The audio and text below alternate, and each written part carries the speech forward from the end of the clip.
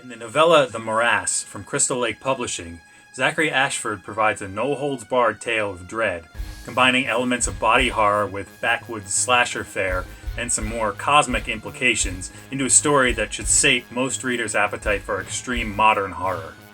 I'll just say I received this as an advance review copy, and extreme horror is not my usual go-to.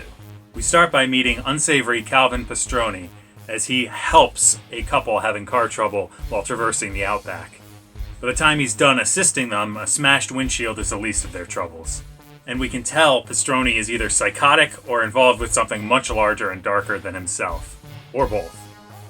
From there, we're introduced to Kip, a musician on his way to join a new band, and Katie, a woman writing a book intent on dispelling the notion that folks in the outback are hicks, lowlifes, or murderers. After meeting each other and being accosted by Pastroni, Katie may wish to reconsider the slant of her book. From there, things ramp up very quickly, and things get as gross and gory as you could want.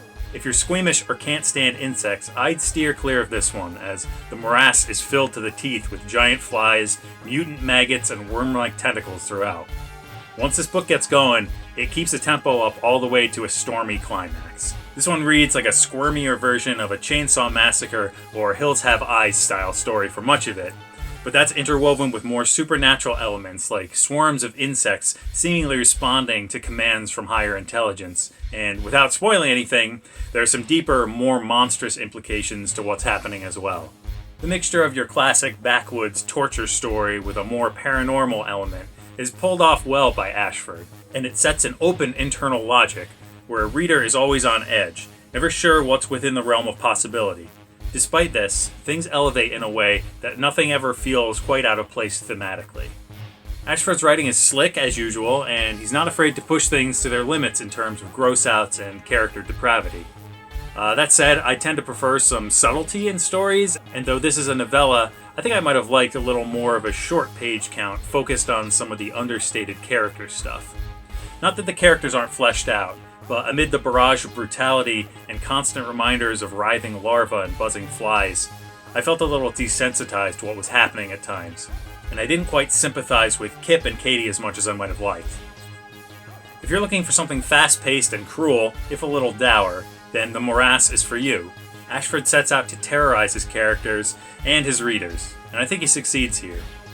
Trigger warnings for torture, gore, gross-outs, and lots of bugs. Just want to also shout out how awesome his cover painting by Ben Baldwin is. It's really great stuff. If you're interested in Zachary Ashford and the Morass, check out zachary-ashford.com and crystallakepub.com for more info and to snag a copy.